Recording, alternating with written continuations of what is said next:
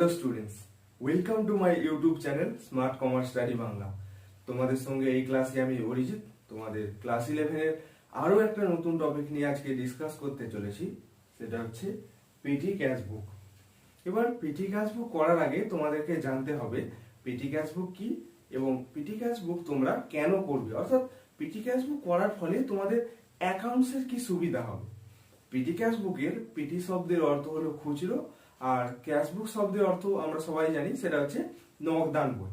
তো PT cash বুক শব্দের অর্থ এরকম দাঁড়ালো যে খুচরো নগদান বই। এবার পিটি ক্যাশ বুক বলতে আমরা বুঝি কোম্পানির দৈনন্দিন ভিত্তিতে যাবতীয় খুচরো নগদ ব্যয়গুলোকে লিপিবদ্ধ করার নগদান বই হলো পিটি ক্যাশ বুক।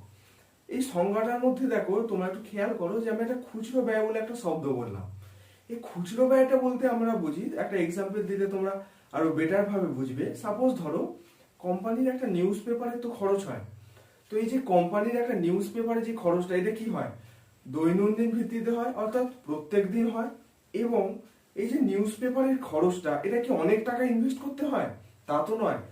তো নিউজ পেপারের জন্য যে খরচটা হয় সেটা অ্যামাউন্টটা অনেকটাই কম থাকে, কিন্তু সেটা দৈনন্দিন হয়। তো এই জিনিসটা কি খুচরো ব্যয় বলা হয়। আবার একটা সাপোজ ধরো কোম্পানি কোনো স্টেশনার্সের জন্য কিছু খরচ করেছে। তো স্টেশনার্সের জন্য যদি কোনো খরচ হয় তার অ্যামাউন্টটা অবশ্যই কম আসবে, কিন্তু সেটা দৈনন্দিন ভিত্তিতে হতে পারে, মানে খুচরো হতে পারে। তো এই জিনিসটা কি খুচরো ব্যয় বলা হয়। তো এই যে খুচরো ব্যয়টা, এটা আমরা ক্যাশবুক সিঙ্গেল কলাম বা ক্যাশবুক ডবল কলামে কোনো এন্ট্রি করি না, এগুলো জাস্ট আমরা পিটি ক্যাশবুকে করি। এবার পিটি ক্যাশবুকে কিন্তু কখনো পারচেজ বা সেল এরকম টাইপের কোনো বড় বড় লেনদেনগুলো বসবে না, এখানে শুধু খুচরো ব্যয়গুলো বসবে।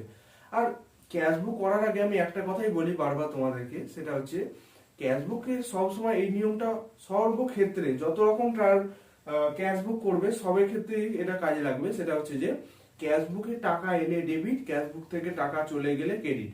অর্থাৎ নগদ যদি আসে ডেবিট এবং নগদ যদি চলে যায় সেটা ক্রেডিট।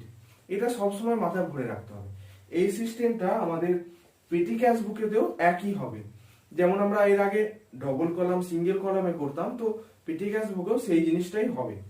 এবার পেটি ক্যাশ বুক আমরা কেন করব, অর্থাৎ পেটি ক্যাশ বুক করার ফলে আমাদের অ্যাকাউন্টসের কি সুবিধা হবে।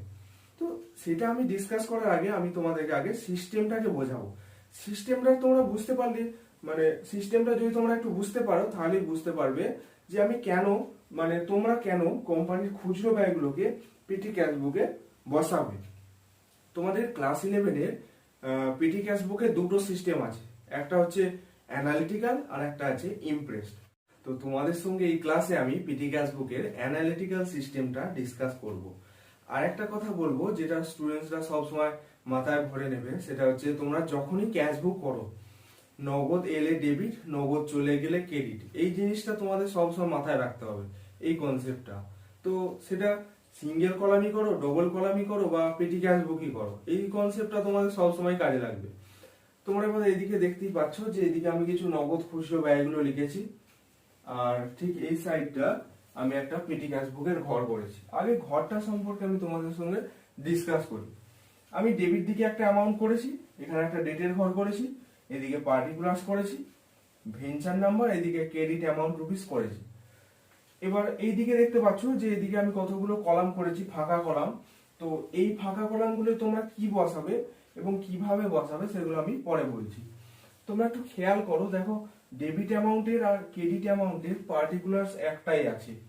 মানে তোমরা এর আগে যখন সিঙ্গেল কলাম বা ডবল কলাম করতে, তোমরা একটু খেয়াল করবে যে ডেবিট অ্যামাউন্টের আলাদা পার্টিকুলার্স, ক্রেডিট অ্যামাউন্টের একটা আলাদা পার্টিকুলার্স ছিল, কিন্তু পিটি ক্যাশ বুকে সেটা হবে না।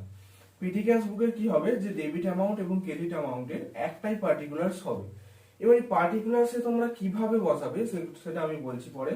তো সেই জন্য আগে খুচরো ব্যয়গুলোকে তোমাদের এখানে বসাতে হবে, পোস্টিং করতে হবে। এবার আমি তোমাদেরকে দেখাবো যে কিভাবে তোমরা খুচরো নগদ ব্যয়গুলোকে পেটি ক্যাশ বুকে বসাবে। এখানে দেখতেই পাচ্ছ যে আমি একটা মাথায় কিছু একটা লিখেছি, সেটা হচ্ছে prepare a PT cash book ব্র্যাকেটে অ্যানালিটিক্যাল অফ এ। অর্থাৎ এই যে পিটি ক্যাশ বুকটা আমরা করব সেটা এ এর নামে, এখানে আমি মাথায় একটা লিখেছি, দেখো in the books of the dot dot dot PT cash book analytical ব্র্যাকেটে অ্যানালিটিক্যাল। তার কারণ আমি আজকে অ্যানালিটিক্যাল সিস্টেমটা ডিসকাস করছি। তো এই পিটি ক্যাশ বুকটা অ্যানালিটিক্যাল সিস্টেমে হবে। তো এইখানে আমি লিখে দেবো এই যে যেখানটা বললাম আমি ডট ডট ডট, তো এরকম দাঁড়ালো যে ইন দ্য বুকস অফ এ দিয়ে পেটি ক্যাশ বুক অ্যানালিটিক্যাল। এবার ফার্স্ট এন্ট্রিতে এসো, প্রথমেই আছে 2017 জানুয়ারি 1 ব্যালেন্স উইথ পিটি ক্যাশিয়ার। আর একটা জিনিস তোমাদেরকে বলবো, সেটা মনে রাখো যে আমি কি বললাম যে খুচরো ব্যয়গুলো কি আমরা পিটি ক্যাশ বুকে পোস্টিং করি। তো এই যে খুচরো ব্যয়গুলো হবে, তো তার জন্য কি একটা আগে থেকে এককালীন একটা তো পয়সা নগদ দিতে হবে। মানে এই যে পিটি ক্যাশ বুকটা আমরা করব, সেই খরচগুলো তো আমাদেরকে শোধ করতে হবে। তো সেই যে খরচটা শোধ করার জন্য আমাদের কোম্পানির যে ক্যাশিয়ার হন, তো তিনি কি করেন যে এককালীন একটা পয়সা দিয়ে দেন, টাকা দিয়ে দেন। এবার সেই টাকা থেকে আমরা যাবতীয় খুচরো ব্যয়গুলো করি এবং যেটা বাকি থাকে সেটা আমরা ব্যালেন্স শিটে করি।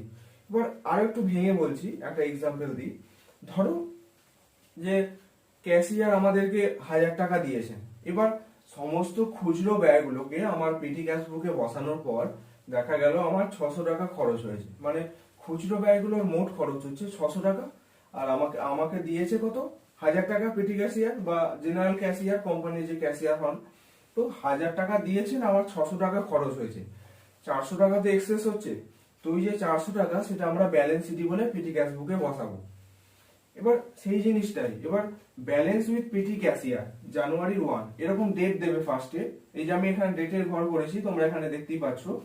তো এখানে দেবে জানুয়ারি 1 দিলে। এরপর হচ্ছে ব্যালেন্স উইথ পিটি ক্যাশিয়ার, অর্থাৎ ক্যাশিয়ার আমাদের পয়সা দিয়েছেন কিসের জন্য, খুচরো ব্যয়গুলো করার জন্য। তো যদি পয়সা দেন তো কি হচ্ছে, সেটা পয়সা আসছে। আমি কি বললাম যে পয়সা এলে, নগদ এলে সব সময় আমরা সেটা ডেবিটে বসাবো, তাই তো।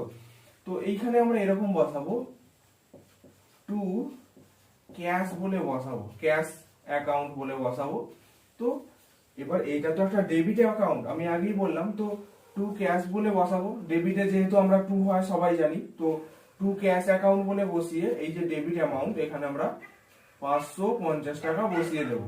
যখনই টাকা পাওয়া যাবে তখনই রিয়েল অ্যাকাউন্টের ফর্মুলা অনুযায়ী আমরা এরকম ডেবিট দিকে টু ক্যাশ বা টু ব্যাংক, যেটা রিসিভ করবে আর কি, যদি চেক রিসিভ করে সেটা টু ব্যাংক বলে বসবে রিয়েল অ্যাকাউন্টের ফর্মুলা অনুযায়ী।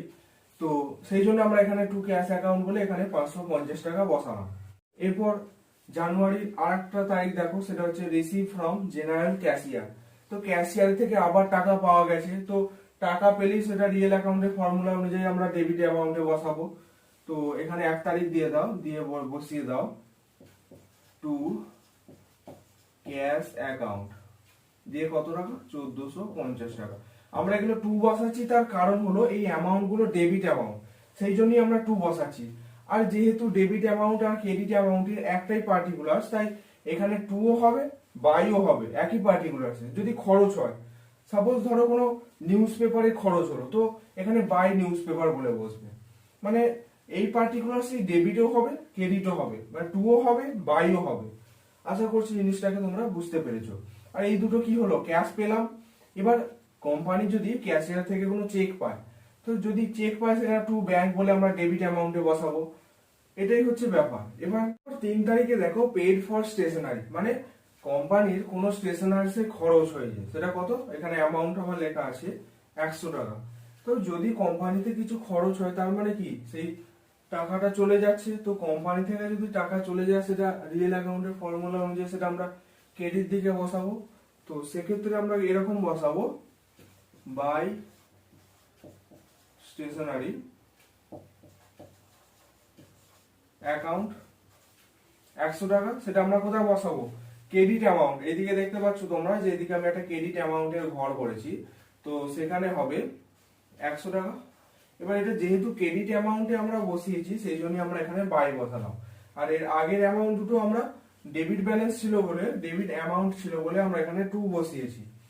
তো ডেবিট হলে, ডেবিট অ্যামাউন্ট হলে টু, আর ক্রেডিট অ্যামাউন্ট হলে বাই, সেটা সবাই নিশ্চিতভাবেই জানো। তো এবার পিটি ক্যাশ বুকের সিস্টেম অনুযায়ী প্রত্যেকটা খুচরো ব্যয়ের এক একটা হেডিং করতে হয়। তার কারণটা, সাপোজ ধরো একটা উদাহরণ দিচ্ছি, তোমরা বেটার ভাবে বুঝবে। একটা স্টেশনারি, কোম্পানির কোনো স্টেশনারিস এর খরচ হয়েছে, দেখা যায় যে এক মাসে কোম্পানির স্টেশনারিস এর খরচ হয়েছে 20 দিন। এরপর নিউজ পেপারের খরচ হয়েছে 30 দিনের মধ্যে দেখা গেল 28 দিন নিউজ পেপারের খরচ হয়েছে। এবার কোম্পানি ভাড়া দিতে গিয়ে দেখা গেল 25 দিন খরচ হয়ে গেছে। তো এইগুলোকে যদি আমরা মাসের শেষে বা যে কোনো দিনের শেষে যদি একটা হেডিং করে, মানে নিউজ পেপারে কি কি খরচ হলো, প্রিন্টিং এর কি কি খরচ হলো, এগুলো যদি টোটালটা করা হয়, তার ফলে কি হবে যে প্রত্যেকটা হেডিং এর কত কি খরচ হচ্ছে সেগুলো আমরা পরিষ্কারভাবে দেখতে পাবো। আর অ্যামাউন্টে তো পরপর বসেই যাবে। এরপর যদি নিউজ পেপার বসতো, তো অ্যামাউন্টে কি, অ্যামাউন্ট আমরা এই কারণে করি যে কত খরচ হচ্ছে সেটা বার করার জন্য টোটালটা। আর আমরা এক একটা হেডিং করবো এই কারণেই যে প্রত্যেকটা হেডের কত কত খরচ হচ্ছে। এবার স্টেশনারি, এটাও একটা খরচ। তো এইখানে আমরা এরকম হেডিং করব, প্রিন্টিং, তোমরা এর আগে নামটা শুনেছো হয়তো যখন ট্রায়াল ব্যালেন্স করো, প্রিন্টিং এন্ড স্টেশনারি বলে। স্টেশনারি তোমরা এই যে ফাঁকা ঘরটা এরকম লিখে নাও, দিয়ে এখানে 100 টাকা বসিয়ে দাও। এরপর যাবতীয় যত কিছু খরচ হবে স্টেশনার্সের সেইগুলো আমরা অ্যামাউন্টেও বসাবো, আর প্রিন্টিং স্টেশনারি যে হেডটা আমি করলাম সেখানেও বসাবো। এখানে আমার তারিখটা দেওয়া হয়নি, তোমরা তারিখটা লিখে নাও। এই যে ডেটের ঘর করেছি, এখানে তারিখ হচ্ছে 3 তারিখ। এরপর 6 তারিখে দেখো পেইড ফর রিফ্রেশমেন্ট, মানে রিফ্রেশমেন্টের জন্য কিছু কোম্পানি খরচ করেছে। তো যদি কোম্পানি খরচ করে সেটা অবশ্যই সেটা একটা ক্রেডিট অ্যামাউন্ট। তো আমরা এরকম বসাবো যে 6 তারিখে বাই রিফ্রেশমেন্ট,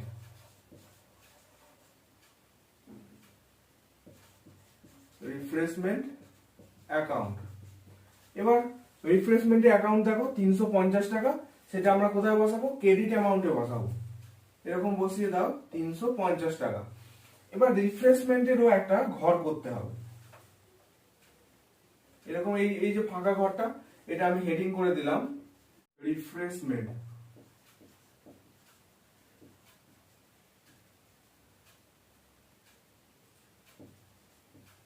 তোমরা এরকম লিখে নাও যে রিফ্রেশমেন্ট। এবার রিফ্রেশমেন্টের যেই আমি হেডিংটা করলাম সেইখানে আমি লিখে নেব 350 টাকা। এবার এই যে এই ঘরগুলো ফাঁকা আছে এগুলো আমরা এরকম ভাবে করে দেবো, কারণ এগুলো আর কিছু বসবে না। এরপর দেখো 9 তারিখে পেইড ফর নিউজ পেপার, আমার নিউজ পেপারের জন্য খরচ হয়েছে। তো সেক্ষেত্রে আগে তারিখটা দিয়ে দাও 9 তারিখ। এই যে তোমরা দেখতে পাচ্ছ 9 তারিখে পেইড ফর নিউজ পেপার। আমি এরকম ডেটের ঘরে 9 তারিখ দেব, দিয়ে বসিয়ে দেব বাই নিউজ পেপার অ্যাকাউন্ট। এবার সেটা কত টাকা, 400 টাকা। আমরা ক্রেডিট অ্যামাউন্টে বসিয়ে দেব 400 টাকা। এরপর এবার একটা নিউজ পেপারেরও হেড করতে হবে, মানে দেখা গেল যে প্রত্যেক মাসে 25 দিন খরচ হয়েছে, সাপোজ নিউজ পেপারে 25 দিন খরচ হয়েছে। তো প্রত্যেকবার এরকম নিউজ পেপার বলে অ্যামাউন্টে বসাবো, আর নিউজ পেপারের হেডিং এ বসাবো 400 400 যেমন হয় সেরকমই বসাবো অ্যামাউন্ট অনুযায়ী। তো আমি এখানে বসিয়ে দিলাম নিউজ পেপার।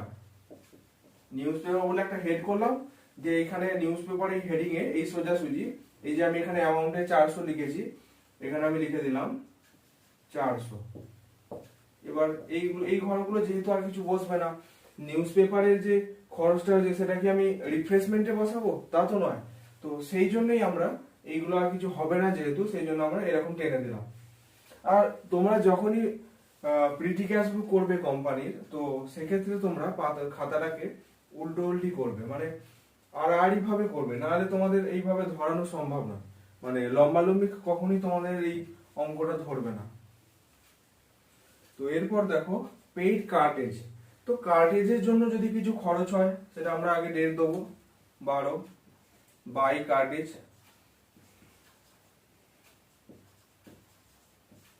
যখনই খরচ হবে সেটাকে বাই বাই খরচ বলে, মানে যে খরচটা হবে সেটা বাই বলে বসবে আর এইদিকে হবে। আর যখন কোনো ক্যাশিয়ার থেকে পয়সা পাবে সব সময় সেটা এইদিকে হবে, মানে ডেবিট দিকে হবে, 2 বলে বসবে। তো এবার কার্টেজে কত টাকা আছে, 250 টাকা। আমরা আগে অ্যামাউন্ট রুপিসে বসাবো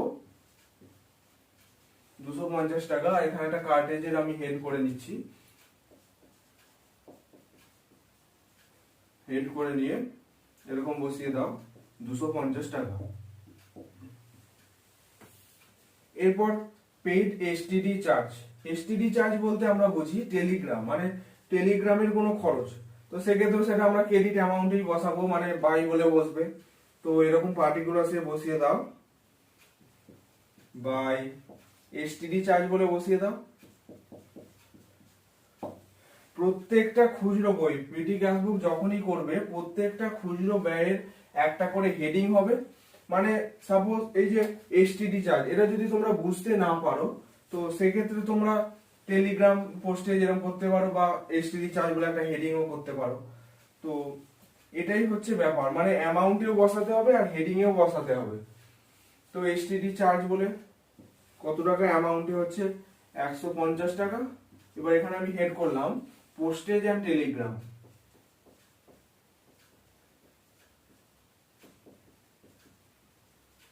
তোমরা এখানটা লিখে নাও, একটু জায়গা শর্ট বলে ছোট হয়ে গেল, সেটা হচ্ছে পোস্টেজ এন্ড টেলিগ্রাম। এবার 150 টাকা আমরা এখানে বসিয়ে দেব। এগুলো যেহেতু আর কিছু বসবে না সেই জন্য এরকম দাড়ি কেটে দিলাম। এরপর হচ্ছে পেইড ফর টেলিগ্রাম, টেলিগ্রামের খরচ হয়েছে। তো টেলিগ্রামের খরচ মানে আমরা সেটা ক্রেডিট ব্যালেন্সে অ্যামাউন্টে বসাবো। তো এক্ষেত্রে ডেট দিয়ে দাও, বাই টেলিগ্রাম। তোমরা জাস্ট এইটুকু মনে রাখো যে খরচ হলেই সেটা ক্রেডিট অ্যামাউন্টে যাবে, আর এরকম হেডিং বানিয়ে নেবে। তো হেডিং এ জাস্ট এরকম বসিয়ে দেবে, আর কিচ্ছু ব্যাপার নেই। খুবই সহজে একটা নিয়ম হচ্ছে পেটি ক্যাশবুক। তো এবার বাই টেলিগ্রাম বলে বসিয়ে দাও 200 টাকা, অ্যামাউন্টে বসাও আগে।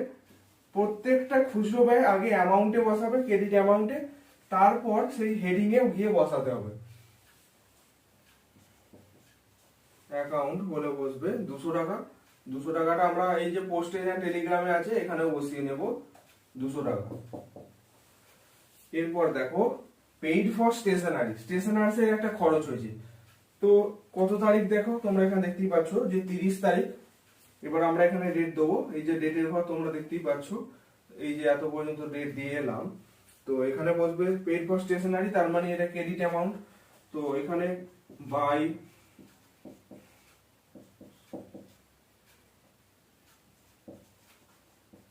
অ্যাকাউন্ট বলে বসাও আগে, বাই স্টেশনারি বলে বসাও আগে, অ্যামাউন্টে বসাতে হবে। মানে 180 টাকা আগে অ্যামাউন্টে বসবে, তারপর সেটা মানে হেডিং এ যাবে। এবার দেখো আমি স্টেশনারির একটা হেড করেছি, তো এই হেডিং এ বসবে 180 টাকা। আর আমি এর আগেও বলেছি যে পিটি ক্যাশবুক একটা দৈনন্দিন ভিত্তিতে হয়। এটা 15 দিনের মধ্যেও হতে পারে, 1 মাসের মধ্যেও হতে পারে। এর আগে তোমরা যখন সিঙ্গেল কলাম বা ডবল কলাম করেছিলে সেক্ষেত্রে কি ছিল, সারা বছরের একটা লেনদেন ছিল। আর পিটি ক্যাশবুকটা দৈনন্দিন। তো সমস্ত নগদ খুচরো ব্যয়গুলোকে আমার পিটি ক্যাশবুকে পোস্টিং করার পর আমরা এবার কি করব, যে পিটি ক্যাশবুকের ব্যালেন্সটা বার করব, ব্যালেন্স সিডি ব্যালেন্স বিডি গুলো বার করব। তো এর আগে যখন আমি cashbook single column double column করেছিলাম তখন দেখেছিলে, হয়তো খেয়াল করেছিলে যে আমি একটা ব্যালেন্স সিডি ব্যালেন্স বিডি বলে বার করতাম। তো পিটি ক্যাশবুকেতেও তোমাদেরকে ব্যালেন্সটা বার করতে হবে। আর ব্যালেন্স বার করার নিয়ম কি, সেটা হচ্ছে যে যেই দিকটা মানে ডেবিট এবং ক্রেডিট, এই দুটো দিকের মধ্যে যে দিকটা বেশি হবে আর যে দিকটা কম হবে, বেশি দিকের অ্যামাউন্টটা কম দিকে নিয়ে যেতে হবে। ধরো ডেবিট দিকে 2000 টাকা এলো, তো আর ক্রেডিট দিকে এলো 1500 টাকা, দুটো অ্যামাউন্ট যোগ করার পর। তো ডেবিট দিকে 2000 টাকা আমার ক্রেডিট দিকে নিয়ে যাব 2000 টাকা। এবার 1500 থেকে মানে ক্রেডিটে 1500 এসেছিল, তো সেই 1500 থেকে 2000 বাদ দিলে কত হয়, 500 টাকা। তো কম দিকের ঘাটতিটা আমরা ব্যালেন্স সিডি বলে বসাই। এবার সেই নিয়মই হবে এখানেও। তো এবার ব্যালেন্স সিডিটা ক্রেডিটে হবে না ডেবিটে হবে, সেটার জন্য আগে যোগ করতে হবে তোমাদের দুদিকটা। আর এই যে আমি হেডিং গুলো লিখেছি, এই হেডিং গুলোকে তোমাদের জাস্ট যোগ করে রেখে দিতে হবে। তার কারণ হচ্ছে একটা নির্দিষ্ট সময়ের পর আমরা দেখতে পাবো যে কোন হেডিং এ কত কি খরচ হয়েছে। এবার ডেবিট দিকটা যোগ করে আমার আসছে 2000 টাকা, তো এই দিকটা বেশি আসছে। আর ক্রেডিট দিকটা যোগ করে আসছে 1630 টাকা, তো স্বাভাবিকভাবে ক্রেডিট দিকটা কম আসছে। তো আমরা 2000 টাকাটা ক্রেডিট অ্যামাউন্টে ট্রান্সফার করব। এবার যেহেতু ক্রেডিট ব্যালেন্সটা কম আছে, তো আমরা ব্যালেন্স সিডিটা ক্রেডিট দিকেই বার করব। তো এই ক্ষেত্রে লিখতে হবে এটা বাই ব্যালেন্স সিডি বলে। এবার যেটা মাইনাস করে যেটা আসবে। এবার এই তারিখের ব্যাপারটা কিন্তু ক্যাশবুক সিঙ্গেল কলাম ডবল কলামের থেকে আলাদা হবে। মানে এই যে আমি ধরো সাপোজ জানুয়ারির 1 তারিখে আমার নগদ শুরু হয়েছিল, জানুয়ারি 30 তারিখে আমার শেষ হয়ে গেছে। এটা যদি আমি সিঙ্গেল কলাম ডবল কলামে করতাম কি হতো, সেক্ষেত্রে ব্যালেন্স শিটটা 31/12/2017 হতো, মানে বছরের শেষের তারিখ হতো। কিন্তু আমি আগেও বলেছি যে পিটি ক্যাশ বুক একটা দৈনন্দিন বই, তো সেই জন্য ব্যালেন্স শিটটা ব্যালেন্স বিডিটা তার পরের দিনই ধরতে হবে। মানে এইটা ধরো 30 তারিখে তো আমার শেষ হয়ে গেছে নগদ লেনদেন গুলো, আমরা ব্যালেন্স শিটটা 30 তারিখই দেবো, মানে 30শে জানুয়ারি দিয়ে দেবো। আর যদি সিঙ্গেল কলাম করতাম কি করতাম, যে 30 মানে শেষের তারিখটা বসতো, মানে 2017 শেষের তারিখটা বসতো। আর বিডিটা কি হতো সেক্ষেত্রে, বা সিঙ্গেল কলামের ক্ষেত্রে তার পরের বছরের ডেট হতো। কিন্তু এক্ষেত্রে সেটা হবে না। এক্ষেত্রে ব্যালেন্স সিডিটা যে তারিখে নগদ লেনদেন শেষ হয়ে যাচ্ছে সেই তারিখে সিডি বসবে, আর তার পরের দিনই বিডিটা বার করতে হবে। মানে এক্ষেত্রে জানুয়ারি 30 হয়েছে, তো 1 তারিখে ফেব্রুয়ারির 1 তারিখ দিয়ে সেটা বিডিটা হয়ে যাবে, যেহেতু এটা দৈনন্দিন বই বলে। এবার ব্যালেন্স শিটটা তো এক্ষেত্রে কত তারিখ হবে, এই যে 30 তারিখে আমার সমস্ত কিছু শেষ হয়ে গেছে, সেই জন্য আমরা এখানে ডেট দেব 30 তারিখ। এবার সিডিটা এই 2000 থেকে এগুলো সব মাইনাস করে আসছে 370 টাকা। এই 2000 থেকে এই যে ক্রেডিট অ্যামাউন্টটা আমার বেরিয়েছে 100, 350, 400, 250, 150, 200, 180, এগুলো 2000 থেকে মাইনাস করে আসছে 370 টাকা, সেটা আমরা ব্যালেন্স সিডি বলে বসালাম। এবার সিডিটা যেই দিকে হয় ক্রেডিট দিকে এটা হয়েছে, তো বিডিটা আমরা কোন দিকে করব, ডেবিট দিকে করব। তো এবার এখানে ডেট দিতে হবে, টু আগে লেখো, টু ব্যালেন্স বিডি বলে এবার ডেটটা দিতে হবে। আমি কি বললাম, পিটি ক্যাশ বুকে সবসময় যে ডেটে নগদ লেনদেন শেষ তার পরের ডেটেই বিডিটা করতে হবে। মানে এক্ষেত্রে জানুয়ারি মাস শেষ হয়ে গেছে, তো আমরা ফেব্রুয়ারির 1 তারিখ দেব, 1/2/17। তো টু ব্যালেন্স বিডি বলে আমরা কত বসাবো, এখানে কত এসছে 370 টাকা, আমরা ডেবিট ব্যালেন্সে বসিয়ে দেব 370 টাকা। যেহেতু এটা টু কারণ বসলো কেন, কারণ এটা ডেবিট অ্যামাউন্ট বলে। তো এবার আমার প্রত্যেকটা হেডিং গুলোকে আমার এবার যোগ করতে হবে। এই প্রিন্টিং স্টেশনারি যোগ করে আসছে আমার 280 টাকা, এটা হচ্ছে 350 টাকা, এটা হচ্ছে রিফ্রেশমেন্ট 400 টাকা, এটা হচ্ছে নিউজ পেপারের 400 টাকা, কার্টেজের 250 টাকা, আর পোস্টেজ আর টেলিগ্রামের 350 টাকা। তো ব্যালেন্স শিটটা শুধুমাত্র তোমরা অ্যামাউন্টের উপরই করবে, আর এই যে প্রত্যেকটা হেডিং করলাম এগুলো জাস্ট এরকম যোগ করে রেখে দেবে। এর ফলে কি হলো, যে একটা নির্দিষ্ট সময়ের পর দেখা গেল যে প্রিন্টিং স্টেশনারি রিফ্রেশমেন্ট এগুলোর এই খরচ হয়েছে। তো পিটি ক্যাশ বুক অ্যানালিটিক্যাল সিস্টেমের যে ক্লাসটা আজকে আমি তোমাদের সঙ্গে ডিসকাস করলাম, আশা করছি সেটা তোমরা প্রথম থেকে শেষ পর্যন্ত দেখেছো এবং তোমাদের অবশ্যই উপকারে এসেছে। আর এর পরের ভিডিওটিতে আমি পিটি ক্যাশ বুকের ইমপ্রেস সিস্টেমটা ডিসকাস করব তোমাদের সঙ্গে। আর এই ভিডিওটি যদি তোমাদের ভালো লেগে থাকে তো অবশ্যই লাইক, কমেন্ট এবং শেয়ার করবে, আর সাবস্ক্রাইব অবশ্যই করবে।